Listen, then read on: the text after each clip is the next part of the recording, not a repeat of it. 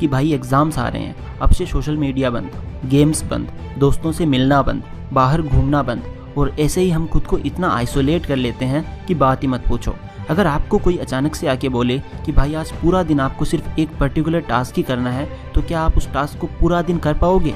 मैं जानता हूँ कि आप नहीं कर पाओगे। आप क्या, मैं भी नहीं कर पाऊँगा, क्योंकि अगर एक कंप्यूटर में रिफ्रेश का ऑप्शन हो सकता है तो हम तो फिर भी इंसान हैं। हमें भी प्रोडक्टिव रहने के लिए रिफ्रेश होना बहुत ज़्यादा ज़रूरी है, और अगर आप सारी चीज़ों को बंद करके बैठ जाओगे तो आप ज़्यादा प्रोडक्टिव पढ़ाई नहीं कर पाओगे। इसलिए always try to balance both fun and learnings. Focus on present, ये बोलना आसान है लेकिन हम इसको फॉलो कभी नहीं करते हैं। हम बस बोर्ड्स के रिजल्ट्स पे इतना फोकस हो जाते हैं कि हमें आज की पढ़ाई की फ़िक्र से ज़्यादा अपने परसेंटेज की फ़िक्र होती है।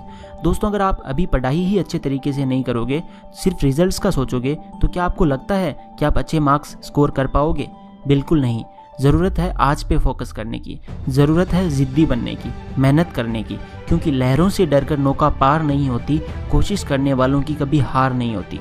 कोशिश ऐसी करो कि आपको दूसरों की तरह रिजल्ट के दिन टेंशन ना हो, बल्कि आपको पता हो कि आपने इतनी मेहनत की है कि आपके मार्क्स आने ही आने हैं। और आपकी लगन और मेहनत को सही डायरेक्शन देने के लिए ओसवाल बुक्स ने एक CBSE सैम्पल क्वेश्चन पेपर्स की बुक निकाली है, स्पेशली 10th स्टैंडर्ड के लिए, जिससे कि आप बड़े ही आराम से सीधे टॉपर्स के आंसर शीट्स को एनालाइज कर सकते हैं और साथ ही साथ पास्ट के बोर्ड पेपर्स के सोल्ड आंसर्स को रेफर कर सकते हैं।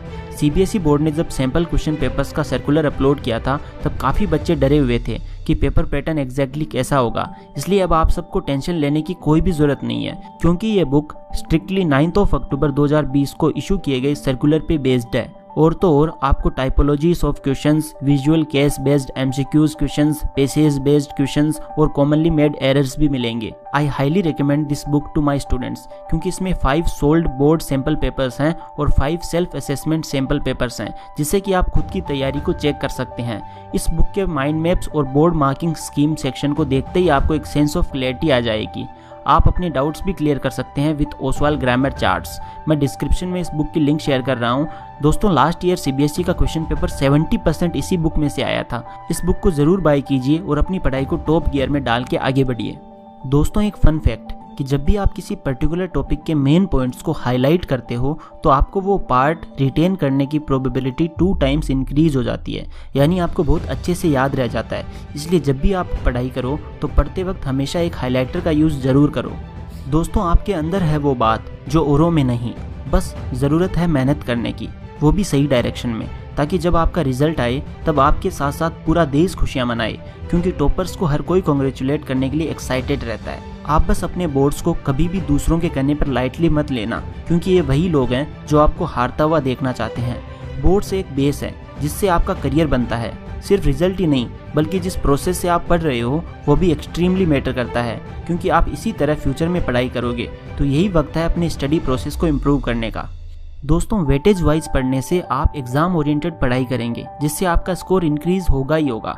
CBSE सैम्पल क्वेश्चन पेपर्स की बुक से आपको वेटेज वाइज पढ़ाई कैसे करनी है और कौन कौन से टॉपिक्स के लिए ज़्यादा प्रिपरेशन करनी है उसका भी आइडिया हो जाएगा।